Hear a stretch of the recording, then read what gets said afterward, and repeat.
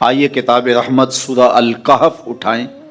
اللہ تعالیٰ نے ایک واقعہ بیان کیا ہے حضرت موسیٰ اور حضرت خضر علیہ السلام کا، کہ حضرت موسیٰ علیہ السلام عزم مصمم کر کے جب چلے تو اللہ فرماتا ہے کہ ہم نے حضرت موسیٰ علیہ السلام کو جس بندے کی نشانی بتائی تھی وہ بندہ ان کو وہاں مل گیا۔ سفید چادر اوڑے حضرت خضر علیہ السلام وہاں لیٹے ہوئے تھے، تو یہ جا کے ان کے پاس کھڑے ہو گئے کہ حضرت میں آپ کی خدمت میں اس لیے آیا ہوں کہ اللہ نے آپ کو جو خصوصی علم عطا کیے ہیں میں ان کو سیکھنے کی غرض سے آپ کی چوکھٹ پہ آیا ہوں۔ کہا تم میرے ساتھ صبر نہیں کر پاؤ گے، معاملے مشکل ہیں، سفر دشوار ہے، منزل کٹھن ہے، اور میرے معاملات ایسے ہیں کہ تم اعتراض کرو گے اس کے بغیر تم رہ نہیں سکتے۔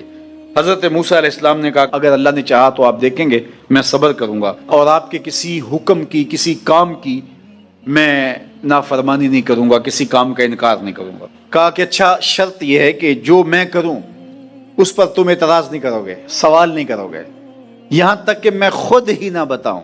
تو کہا کہ یہ شرط ٹھہری، میں کوئی بات نہیں کروں گا۔ فانطلقا، دونوں چل پڑے، دریا کے پار جانا تھا۔ جو کشتی کا مالک تھا، کشتی بان تھا، وہ حضرت خضر علیہ السلام کو جانتا تھا تو اس نے کرایہ بھی نہیں لیا، لیکن جب کشتی پر سوار ہوئے تو عصا مار کے حضرت خضر علیہ السلام نے کشتی کا ایک پھٹا توڑ دیا۔ تو بے ساختہ حضرت موسیٰ علیہ السلام نے کہا آپ نے پھٹا توڑ دیا، یہ سارے ڈوب جائیں؟ کہا میں نے کہا تھا نا تم میرے کاموں پہ صبر نہیں کر پاؤ گے۔ تو حضرت موسیٰ کو یاد آیا، کہا میں بھول گیا تھا، اس پر مواخذہ نہ کیجیے۔ پھر دونوں چل پڑے، بچے کھیل رہے تھے، ایک خوبصورت لڑکا وہ بھی بچوں میں کھیل رہا تھا۔ حضرت خضر آگے بڑھے اور اس کی گردن مروڑ دی، اس کو قتل کر دیا۔ صاحب شریعت تھے حضرت موسیٰ علیہ السلام، نہ رہ سکے، پھر بول پڑے ایک جان کو بغیر کسی جان کے بدلے میں قتل کر دیا، اس نے گوایا کیا تھا ہمارا؟ آپ نے بہت ہی جو ہے وہ غلط کام کیا، یہ کام اچھا نہیں کیا آپ نے۔ کہا میں نے کہا نہیں تھا کہ تم میرے ساتھ صبر نہیں کر پاؤ گے۔ کہا ایک موقع اور دے دیجئے، اب اگر میں نے کوئی اعتراض اٹھایا تو پھر دوبارہ مجھے آپ اپنی صحبت میں نہ رکھیے، عذر تمام ہو جائے گا۔ پھر دونوں چل پڑے، یہاں تک کہ ایک بستی میں دونوں آئے تو آپ نے بستی والوں سے کہا کہ ہم مہمان ہیں، آپ ہماری مہمان نوازی کیجیے، کھانا کھلائیے۔ تو انہوں نے انکار کر دیا، کہا کہ ہم تو آپ کو بلایا نہیں ہے، آپ خود آئے ہیں، آپ اپنے کھانے کا خود انتظام کیجیے۔ گزر رہے تھے گلی سے تو ایک دیوار گرنا چاہ رہی تھی، تو جلدی سے اس دیوار کو مرمت کر دیا۔ کہا حضرت ہم اگر چاہتے تو اس پہ اجر لے سکتے تھے، انہوں نے ہمیں کھانا تک نہیں دیا اور ہم ان کی دیواریں سیدھی کر رہے ہیں۔ کہا اب تمہاری میری جدائی ہو گئی، تم نے یہ بھی اعتراض کر دیا۔ تو انہیں یاد آیا کہ وہ یہ بھی اعتراض ہو گیا، اب میں تمہیں بتاتا ہوں کہ یہ 3 کام میں نے کیوں کیے۔ اللہ اکبر۔ اب سنیے، قرآن ہمیں بتاتا ہے کہ ظاہری علم بھی ہوتا ہے لیکن کوئی باطنی علم بھی ہوتا ہے۔ کہا وہ پہلی بات کشتی والی سنو، یہ 2 مسکین بچوں کی کشتی تھی، ان کے گھر کا چولہا اس کی کمائی سے جلتا تھا۔ دریا کنارے کنارے ایک ظالم بادشاہ رہا تھا جو لوگوں کی کشتیاں چھین رہا تھا، ہم نے تھوڑا سا عیب لگا دیا، وہ ٹوٹی کشتی چھوڑ کے چلا گیا۔ اب وہ تھوڑے سے پیسے لگا کے کشتی مرمت کرا لیں گے، گھر کا چولہا جلتا رہے گا، بتاؤ اچھا کیا یا برا کیا؟ کہا رہی بات اس بچے کی جس کو ہم نے قتل کیا، اس کے ماں باپ مومن تھے، نیک تھے، صالح تھے، بچے نے بڑا ہو کے بہت برا ہونا تھا، ہم نے اس کو قتل کر دیا، اللہ اس کے بدلے ان کو بہتر اولاد دے گا۔ علماء تفسیر نے لکھا ہے اس بچے کے بدلے میں اللہ نے ان والدین کو ایک بیٹی عطا کی جس کی نسل سے 70 نبی پیدا ہوئے۔ دیوار کی کہانی بھی سن لیجئے، یہ شہر کے 2 یتیم بچوں کی دیوار تھی اور اس کے نیچے ان کا خزانہ تھا اور ان کا باپ بڑا نیک تھا۔ خزانہ دیوار کے نیچے ہے، دیوار گرنا چاہ رہی ہے، کسی معمولی دھکے سے گر جاتی۔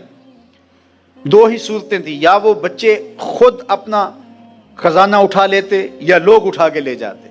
لوگ اٹھا کے لے جاتے پھر بھی ہاتھ میں کچھ نہ آیا، اور اگر وہ خود اٹھا لیتے تو بچے ہیں، بچپنے کی وجہ سے وہ اس کو اڑا دیتے۔ تو ہم نے اس کے اوپر دیوار کھڑی کر دی، جب تک وہ اس قابل نہیں ہو جاتے کہ یہ خزانہ نکال کے اس کو صحیح مصرف پہ لگا سکیں، اتنی دیر تک دیوار گرے گی نہیں۔ اللہ اکبر۔ وہ کسی وجہ سے دیوار قائم رہے گی، اور جب وہ اس عمر کو پہنچ جائیں گے جس عمر میں وہ اس خزانے کو سنبھال سکیں گے تو پھر دیوار خود بخود گر جائے گی اور یہ خزانہ نکال کر کے اپنے کام پہ لے آئیں گے۔ میں جب پہلی مرتبہ اس کو جو ہے وہ غور کے ساتھ تلاوت کیا تو مجھے یہ لگا کہ اس کا انطباق پاکستان کے حالات پہ بھی ہو سکتا ہے، اس لیے کہ یہ بھی یتیموں کا سرمایہ ہے۔ کتنے یتیم روتے بلکتے رہ گئے اور ان کے سر سے جو ہے وہ سائے اٹھ گئے اس وطن کے لیے، لیکن میرے مالک نے اس ملک کے خزانوں پر گہرے پہاڑ اور بڑی بڑی دیواریں کھڑی کر دی ہیں۔ جب تک یہ قوم بلوغت تک نہیں پہنچے گی اتنی دیر تک وہ خزانے ظاہر نہیں ہوں گے، اور جب یہ قوم اپنی بلوغت تک پہنچے گی، شعوری بلوغت، فکری بلوغت، علمی بلوغت، اور رب سے جو وعدہ کیا تھا پاکستان کا مطلب کیا، لا الہ الا اللہ، جب اس بلوغت تک یہ پہنچ جائے گی، اس وعدے کی تکمیل ہوگی، پھر رب دیوار ہٹا دے گا اور پاکستان کو اللہ اتنے خزانے دے گا اور پاکستان ایسا مالا مال ہوگا دنیا دیکھنے آئے گی انشاءاللہ۔ اس لیے رب نے دیواریں بنا کے رکھی۔ تمہارا باپ معین الدین چشتی بڑا نیک تھا، تمہارا باپ داتا گنج بخش علی حجویری بڑا نیک تھا، تمہارا باپ حضرت مجدد الف ثانی بڑا نیک تھا، ان کی وجہ سے میں دیواریں کھڑی کر رہا ہوں اور مضبوط حصار لگا رہا ہوں تمہارے خزانوں پر، اور وہ وقت آئے گا جب تم بلوغت کی عمر کو پہنچو گے دیواریں ہٹ جائے گی اور تمہارا وطن زمانے پہ مہکتے پھول کی طرح اور چمکتے ستاروں کی طرح اور روشن آفتاب کی طرح چمکتا اور مہکتا دکھائی دے گا، اور زمانہ پاکستان دیکھنے آئے گا، پاکستان دنیا کی قیادت کرے گا انشاءاللہ۔ تو کہا یہ تعویل ہے ان باتوں کی جو باتیں میرے رب نے مجھے بتائی، اور یہ میں نے اپنی مرضی سے نہیں کہی، اور جو میں نے کیا اپنی مرضی سے نہیں کیا۔ تو یہ باطنی باتیں ہیں، شاید یہ باطنی باتوں کے جوش میں یہ بات بھی میں کر گیا۔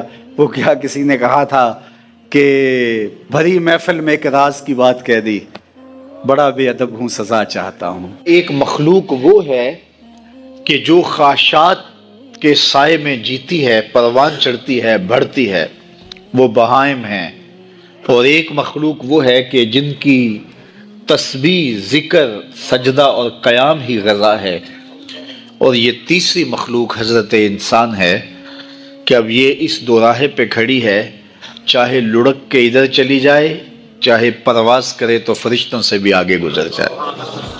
اب یہ اس کا اختیار ہے۔ حضرت انسان اللہ کی تخلیق کا شاہکار ہے، تو وہ لڑک کے چوپایوں جیسے کام کرے تو پھر چوپایا تو وہ ہوا ہی ہوا، لیکن فرمایا بل ہم عدل، بلکہ چوپایوں سے بھی گزر گیا ہے، اس لیے کہ چوپائے کے پاس تو تھا ہی وہ جو اس نے کیا، اور اس کے پاس چراغ علم بھی تھا، جگمگاتی راہیں بھی تھی، جنت کے راستے بھی تھے۔ یہ آسمان کی طرف پرواز کرنے کی بجائے زمین کی طرف لڑک گیا تو یہ چوپایوں سے بھی بدتر ہے۔ اور اگر یہ دوسرا راستہ جو کہکشاؤں سے بھرا ہوا راستہ ہے، نور و نکھت سے سجا ہوا راستہ ہے، اس خیر کی راہ پہ گامزن ہوتا ہے تو پھر فرشتے بھی اس کی قسمت پہ رش کرتے ہیں، پھر فرشتوں سے بھی آگے گزر جاتا ہے۔ یہ اللہ تعالیٰ نے ہر طرح سے راہیں اس کے لیے اجال دی ہیں، فطرتاً بھی اور انبیاء اور رسل کے ذریعے بھی، کتب کے ذریعے بھی، صحیفوں کے ذریعے بھی، مصلحین کے ذریعے سے، عقل و فہم جو دیا گیا اس کے ذریعے سے۔ یعنی انسان کے لیے کوئی شک والی بات نہیں کہ اسے پتہ نہ ہو کہ یہ راستہ خیر کا ہے اور یہ راستہ شر کا ہے، یہ اس کو اچھی طرح آگہی دی گئی۔ جب کوئی چوری کرنے لگتا ہے، دیوار پھلانگتا ہے، اس کا دل دھڑکتا ہے، یہ اللہ تعالیٰ کی طرف سے وارننگ ہوتی ہے کہ تو غلط کام کرنے جا رہے ہیں۔ جب کوئی ڈاکہ مارنے لگتا ہے، ناکہ لگا کسی کو روکتا ہے، تو اس کا دل ڈرتا ہے کہ تو جرم کر رہا ہے۔ جب بدکاری کو کرنے لگتا ہے تو اس کا دل ڈھولتا ہے کہ تم غلط کام کرنے جا رہے ہو۔ جب کوئی کسی کو قتل کرنے لگتا ہے تو جب وہ مقتول پہ حملہ آور ہوتا ہے تو دل ڈھولتا ہے کہ تم غلط کر رہے ہو۔ حتیٰ کہ دیوار رکھتے ہوئے ہمسائے کے 2 انچ بھی دبانے لگے تو دل ڈولتا ہے کہ تم غلط کر رہے ہو۔ یہ جو تیز تیز دل دھڑکنے لگتا ہے گناہ کرتے ہوئے، تو یہ اللہ کی طرف سے اسے بتایا جا رہا ہوتا ہے کہ تم غلط کر رہے ہو۔ حضور سے پوچھا گیا کہ ایمان کیا ہے؟ فرمایا جب نیکی تجھے خوش کر دے اور گناہ تجھے دکھی کر دے، فانتا مومن، تو تو مومن ہے۔ تو کسی کو پوچھنے کی بجائے اپنے اندر سے فتویٰ لیا جاتا ہے، اندر ہی بتاتا ہے کہ اچھائی کیا ہے، اندر ہی بتاتا ہے کہ برائی کیا ہے۔ اب وہ کس راہ پہ چلے گا؟ میرے حضور نے فرمایا جنت کا راستہ مشکل اور کٹھن ہے،